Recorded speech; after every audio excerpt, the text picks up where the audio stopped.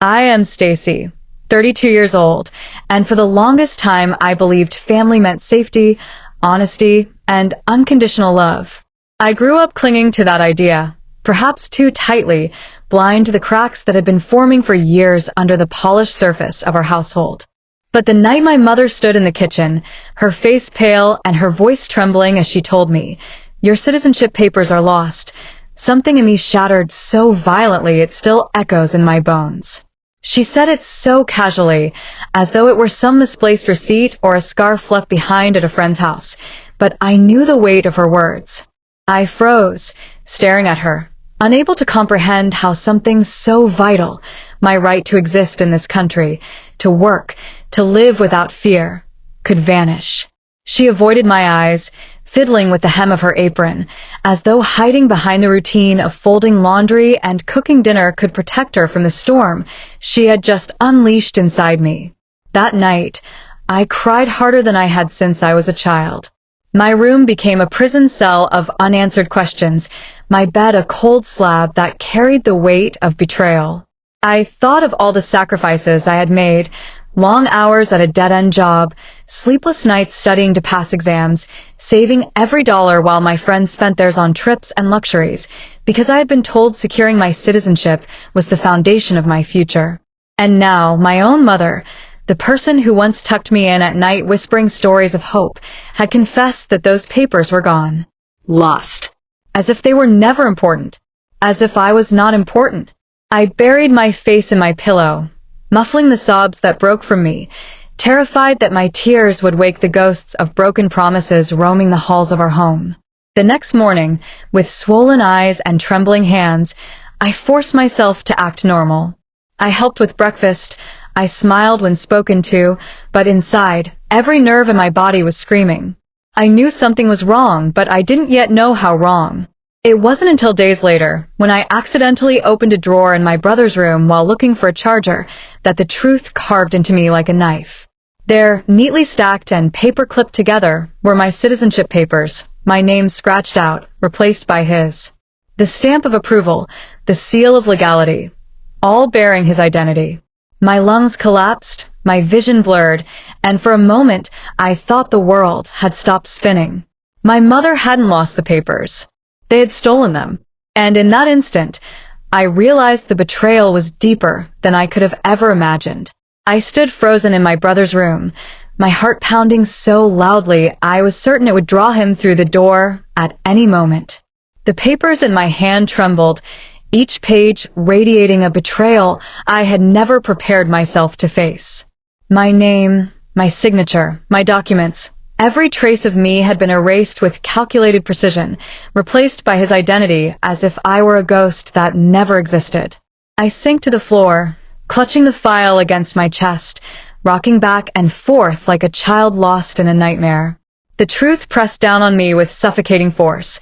My own family had not only lied to me, but had actively conspired to take the one thing that defined my place in this country. How long had this been planned? Did my mother's trembling voice that night mask guilt rather than grief? Did my brother know, or was he simply the beneficiary of my parents' choices? My mind spiraled into endless questions, but the answers were shadows slipping through my fingers.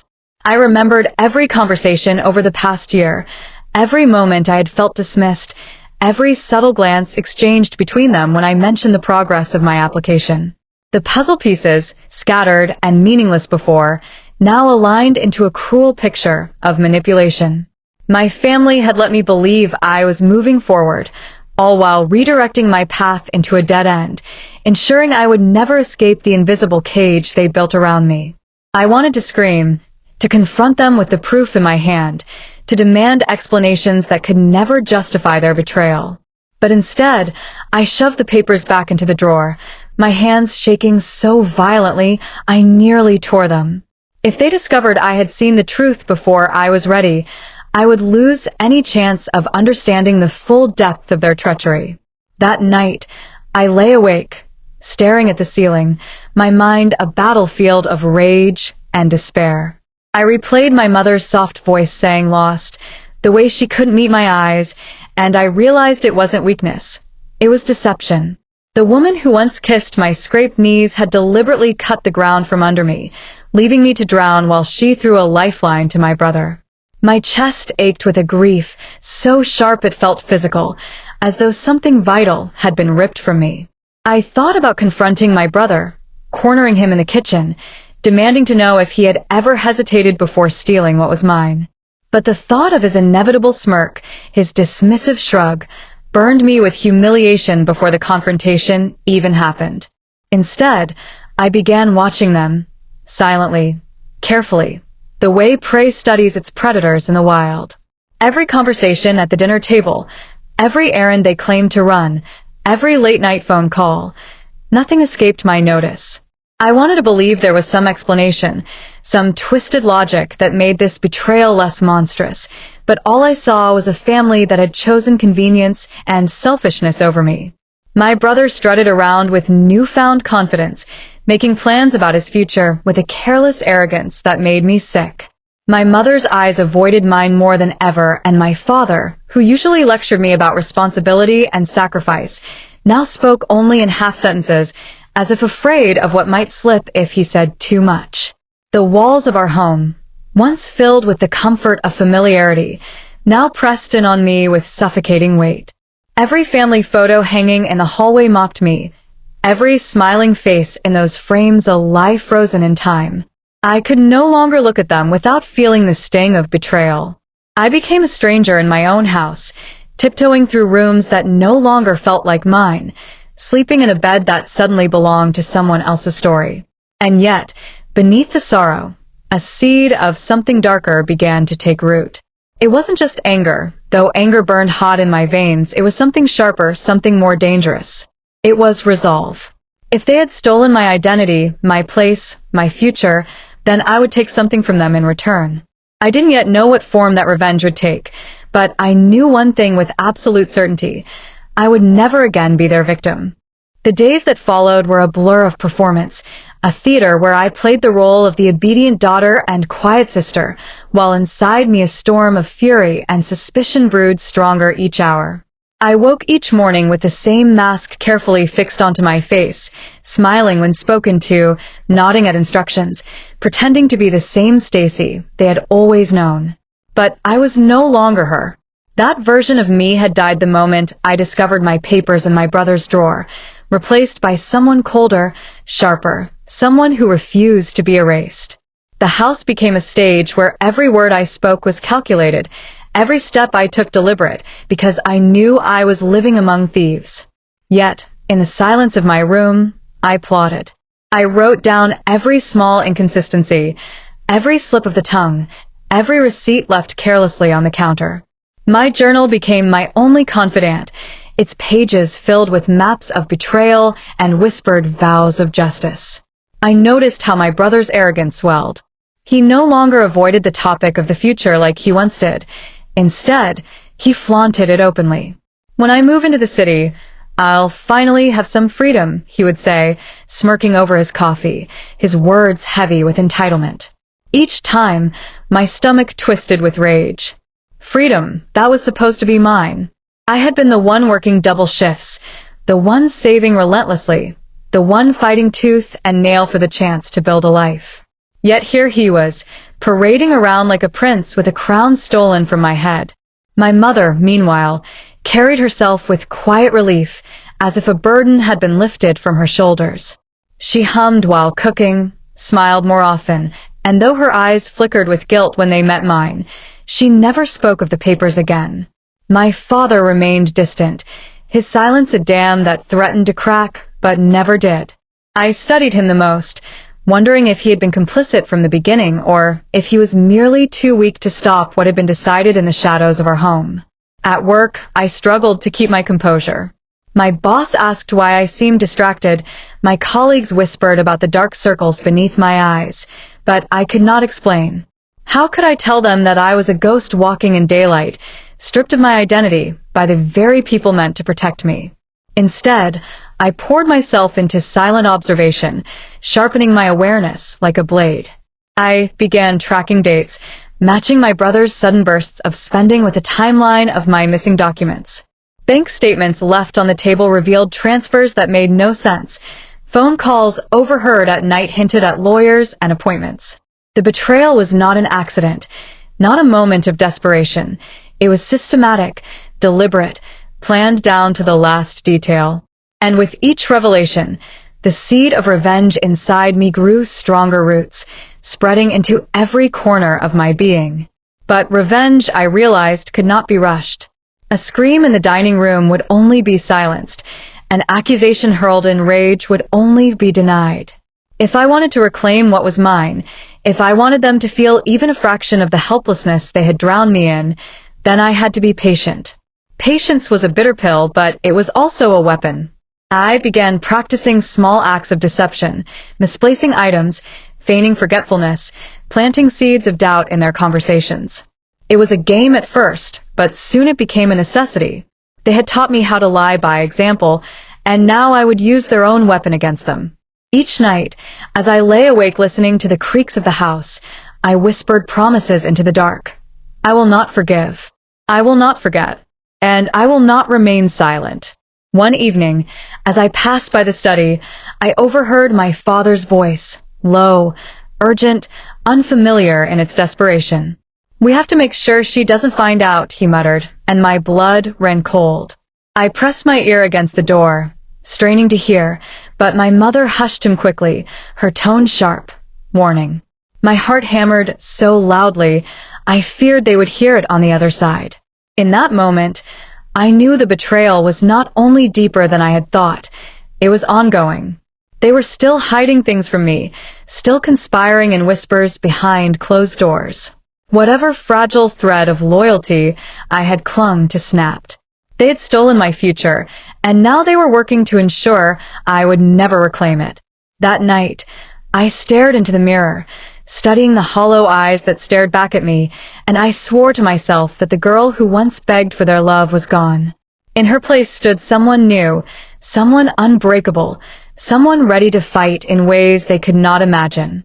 The mirror became my confessional in those nights of quiet rage, reflecting a face that no longer belonged to the trusting daughter I once was. Every line around my eyes, every shadow beneath them, told the story of sleepless nights and silent screaming.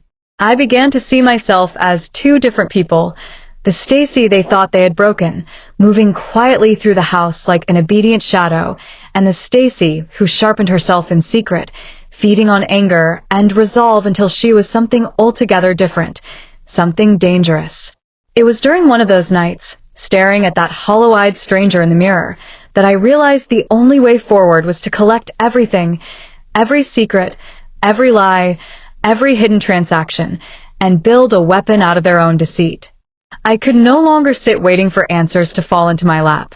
I would dig them out, clawing through the dirt of their lies until I unearthed the full truth. I started small. When my mother left her purse on the counter, I rifled through receipts and bank slips, memorizing names I didn't recognize. I found a lawyer's business card tucked neatly into a side pocket, the corners bent as if it had been handled often. I searched online when I got home from work, discovering he specialized in immigration cases. My stomach twisted as the truth solidified. They hadn't just stolen my papers. They had paid someone to make it legal, to erase me and replace me with my brother in the eyes of the system. The betrayal deepened, becoming a wound that refused to clot, each new discovery slicing it wider. My father's desk held letters with official seals, some already signed, some awaiting signatures. I dared not take them, knowing their absence would give me away, but I read every word, branding them into my memory. My brother, oblivious in his arrogance, left his email open on the family computer one night. I scrolled through messages that confirmed what I already feared: appointments with offices, instructions on next steps, congratulatory notes from friends about his upcoming new life. I sat in that chair until my legs went numb, my nails biting crescents into my palms as I read line after line of my stolen future. The knowledge both devastated and empowered me. I now understood the scale of what they had done, but with that knowledge came the blueprint for undoing it. I began keeping copies, photographs taken quickly with my phone, notes scribbled in my journal, even recordings of muffled conversations I overheard through the thin walls. Each piece was a shard of glass, and I was building a mirror sharp enough to cut them with. But gathering evidence was only the beginning. Revenge was not about screaming, "I know what you did." Revenge was about making them choke on the silence they had forced down my throat, about unraveling their lives thread by thread until they were left as hollow as they had left me. Yet there were moments when doubt clawed at me. At work, when my coworkers joked about their families, I felt the ache of what I had lost. When I passed children holding their mothers' hands in the street, I wondered if I was becoming something too cold, too vengeful, to ever heal. But each time doubt whispered, I remembered the look on my brother's face when he talked about his future, the way my mother avoided my eyes, the way my father's silence was complicit in its cowardice. They had chosen to erase me. I was merely choosing not to vanish quietly. My opportunity arrived sooner than I expected. One evening, I overheard my parents discussing a dinner they had planned with the lawyer, the same man whose name I had written in my journal. They spoke of finalizing everything and making sure Stacie doesn't suspect a thing. I felt my blood turn to ice, then boil with fury. They believed I was blind, ignorant, still the gullible daughter who would swallow their lies. That was their mistake. I decided then I would follow them, unseen, a shadow haunting their steps. I would witness the meeting myself, hear their treachery in their own words, and collect proof that could not be denied. The night of the dinner, I dressed in silence, pulling on plain clothes, tying my hair back tight, and slipping my phone into my pocket. My hands shook as I waited for them to leave, but when I heard the door close and their voices fade down the driveway, a calm clarity settled over me. I followed at a distance, my heartbeat in sync with my footsteps, each step carrying me further from the girl who once cried into her pillow and closer to the woman who would not be silenced. As I trailed their car through dimly lit streets, headlights casting long shadows, I knew this was no longer just about stolen papers. This was about survival, about reclaiming my existence, and about ensuring that when they finally realized who I had become, it would be far too late for them to stop me. The restaurant where they met the lawyer was dimly lit, one of those polished places with velvet curtains and candlelight, where secrets could hide in the shadows between courses. I slipped inside moments after they were seated, choosing a table near the back where I could watch without being noticed. My hands trembled as I adjusted the menu in front of me, pretending to study it while my ears strained to catch their voices. I saw my mother's nervous smile, her fingers tapping against the stem of her glass. My father leaned in, his face tight with concentration, speaking in low, clipped sentences. Across from them, the lawyer was calm, professional, sliding documents from his briefcase with the practiced ease of a man who dealt in identities every day. I couldn't hear every word, but I caught enough, the mention of approval, final signatures, transition complete. Each phrase was a dagger, confirming what I already knew. The life that was supposed to be mine had been rewritten, repackaged, and handed to my brother as though I were nothing more than a placeholder. I pretended to sip from my water glass, my pulse thundering in my ears as my brother arrived late, strutting in with that careless arrogance I had grown to despise. He kissed my mother on the cheek, shook the lawyer's hand, and sat down as if the entire evening revolved around him. And in many ways it did. The documents slid across the table, his name gleaming where mine once had, signatures flowing freely in spaces where my identity had been erased. I gripped the edge of the table so tightly my knuckles turned white, forcing myself not to leap across the room and snatch the papers away. But I reminded myself, evidence was power, and power required patience. I discreetly pulled my phone from my pocket, angling the camera just enough to capture the scene. Snap after snap, I documented their betrayal. My parents smiling, the lawyer pointing at clauses, my brother leaning back with smug satisfaction. Proof. At last, undeniable proof. But proof alone would not save me. I needed more than photographs. I needed to hear it. I turned on the recorder, letting it capture the low hum of conversation around me until my brother's voice cut through clear and sharp. I can't believe she still doesn't know, he said, laughter lacing his words. My chest constricted, but I didn't look away. My mother hushed him, whispering something about keeping it quiet a little longer, while my father shifted uncomfortably in his chair. The lawyer's voice was firm, assuring them that once the final papers were processed, there would be no turning back. That sentence lodged itself into my chest like a stone. No turning back. I forced myself to sit until the dinner ended, until they laughed over dessert as if they hadn't gutted me alive, until they shook hands with the lawyer and left with the confidence of thieves who believed their crime had gone unnoticed. I let them leave first, waited until the coast was clear, and then slipped out into the night. My legs shook as I walked home, my phone burning in my pocket with the weight of what it held. Photographs, recordings, evidence of betrayal carved in pixels and sound. For the first time since discovering the papers, I felt something other than despair. I felt power. Fragile, dangerous power, but power nonetheless. Back in my room, I replayed the recording, listening to every word again and again until they etched themselves into my mind. Each laugh, each whispered confirmation of their treachery, fueled the fire in my chest. I saved the files in multiple places, cloud storage, hidden drives, encrypted folders, because I knew if they ever discovered what I had, they would try to take it from me just as they had taken everything else. And as I lay in bed, staring at the ceiling, the shape of a plan began to form in the shadows of my mind. It wasn't enough to expose them, it had to hurt.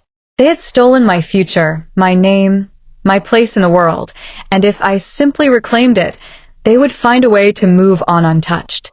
No, I needed to ensure they felt the sting of loss as deeply as I had, that they drowned in the same despair they had so carelessly thrown me into. For the first time, the thought didn't terrify me. It thrilled me. The Stacie, who once cried herself to sleep, was gone. In her place stood someone unrecognizable, someone who could look betrayal in the eye and smile. As I drifted into uneasy sleep, my phone clutched tightly in my hand, I whispered into the darkness. You took everything from me. Now I'll take everything from you. And in that vow, I found a strange kind of peace. The first step had been taken. The war had begun. The war had begun. I woke the next morning with a taste of iron at the back of my throat, a reminder that promises whispered in the dark could be sharper than knives. My phone buzzed with a notification, and in its glow the armor of resolve settled over my shoulders. I moved through the day with an intensity that surprised even me, each small action measured, each step deliberate. I secured my evidence in places they would never think to search, encrypted folders, anonymized accounts, paper copies tucked inside library books with cracked spines. Those files were my talismans. I began sowing doubt in their lives, anonymous notes to neighbors, discreet calls that required signatures, small disturbances that would force them to show their hand. They underestimated patience as a weapon. I watched micro-expressions, my mother's hand trembling at certain words, my father's quick glances toward exits, my brother's voice tightening when he lied. I recorded these slivers of truth and stored them methodically. Work gave me cover. I fabricated errands, scheduled meetings that provided plausible alibis, and used nights to compile everything into a coherent sequence. I found an ally, a discreet lawyer experienced with forged documents, and together we shaped a dossier. Bank transfers, timestamps, witness notes, the dinner recording, and the lawyer's own role. At home, the climate shifted. My parents moved with a new stiffness. My brother took calls outside, pacing in the dark. I wore my mask of normalcy at dinner, soft voice, gentle smiles, but inside I mapped the slow unraveling I had set in motion. I even reached out to a journalist known for exposing familial betrayals, sending redacted evidence at a neutral spot. The journalist's interest confirmed that my truth could be told beyond our home. They began to fray. Accusations surfaced in clipped phrases, and the house echoed with half-formed suspicions. It wasn't yet the final act, but the foundation of their composure was cracking. And through it all, an ache remained, an absence no victory could fully fill. But I had learned to carry both sorrow and strategy. I had become someone who could fold grief into calculation, someone balanced between the need for justice and the cost of delivering it. The path ahead was treacherous, but I would walk it deliberately, lighting each step with the proof they could not deny. I watched, I waited, and I moved with calculated patience that felt more like breath than effort. The house felt like a stage set, each of us actors trapped in a script none dared to acknowledge. My mother polished the silver more often than usual, her movements brittle and hurried, as if cleanliness could scrub away suspicion. My father retreated into the study, emerging only for meals, eyes red-rimmed from endless calculations that never balanced. My brother, once brash and loud, tiptoed through the rooms like a shadow, afraid of making noise that might draw attention. Their unease was the music I listened to every night before sleep. But I knew hesitation was dangerous. I could not remain only a silent observer. The documents in my possession were not weapons until wielded. The lawyer reminded me, evidence ignored becomes evidence wasted. His words echoed, heavy with implication. That week I booked an appointment at the consulate, presenting my original application record side by side with the fraudulent ones filed under my brother's name. The officer's brows furrowed, then his pen scribbled furiously, a signal that something had finally shifted. Outside the building, the wind carried the smell of rain, and for the first time in months, I inhaled it like freedom. Yet I also understood what this meant. My family's carefully concealed betrayal was no longer a private wound. It had entered corridors where secrets became cases, and cases became consequences. The stage lights were dimming on their performance, and I had lit the fuse myself. The storm broke faster than even I anticipated. 2 weeks after the consulate visit, I returned home to find my parents sitting stiffly in the living room, the curtains drawn, their faces pale in the half-light. On the table lay a letter, an official notice demanding clarification of irregularities in the citizenship process. My brother stormed in minutes later, waving his phone, shouting that someone had tipped off authorities. I sat silently in the doorway, letting their panic wash over me like cold rain. Their whispers cracked into accusations. My father blamed my mother for misplacing documents. My mother accused my brother of arrogance. My brother spat curses at them both. The family that had once presented itself as seamless loyalty was fracturing in real time, and I was the only one calm enough to see it. That night, while they argued behind closed doors, I composed a message to the journalist, this time attaching the unredacted files. Every photograph, every recording, every detail of their deception. I pressed send, feeling my chest tighten and release all at once. By morning, the first inquiry arrived from a government investigator. My family still thought the battle was between them and bureaucracy. They didn't realize the battlefield stretched wider, that the story of their betrayal was about to bleed into the public eye. And when the world finally saw them for what they were, there would be no curtain left to hide behind.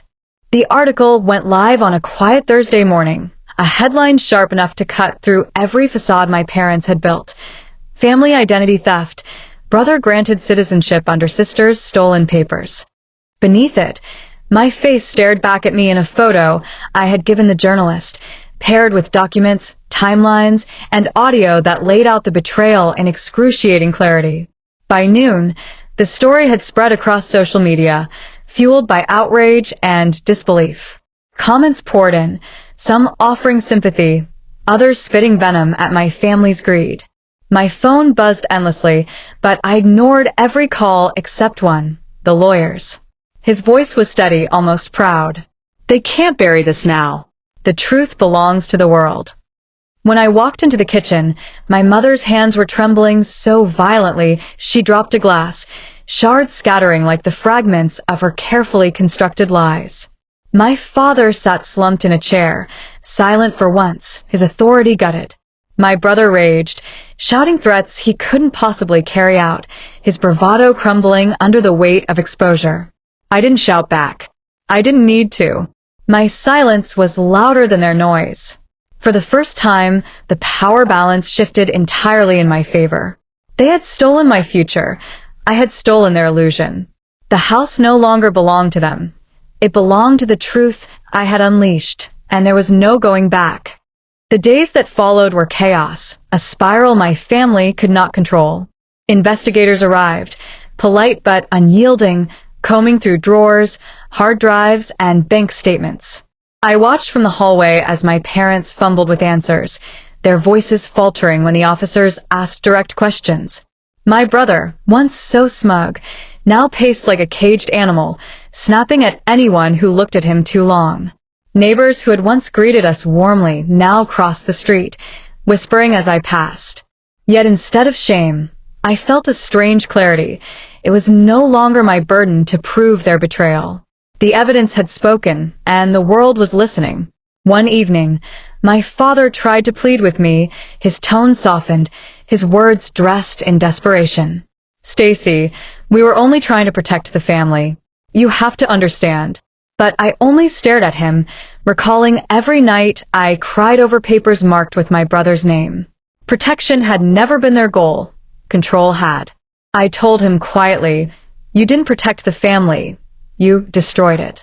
The silence that followed was heavier than any argument. For the first time, I saw fear in his eyes, not fear of authorities, but fear of me, the daughter they had underestimated. And I realized then that revenge wasn't fire or fury.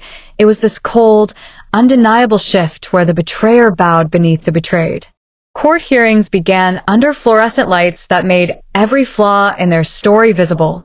I sat at the witness stand, steady, while my parents fumbled with rehearsed lines that collapsed under the weight of evidence. The recordings I had captured in that dim restaurant played aloud, each laugh and whisper echoing in the courtroom like a confession. My brother shrank in his seat when the forged documents were displayed side by side with my originals, his signature trembling under the scrutiny of experts. For years, I had been invisible in their eyes. Now every gaze in that room was fixed on me, the daughter who refused to be erased. The journalist attended each session, notebook in hand, chronicling not just a case of fraud but a story of survival.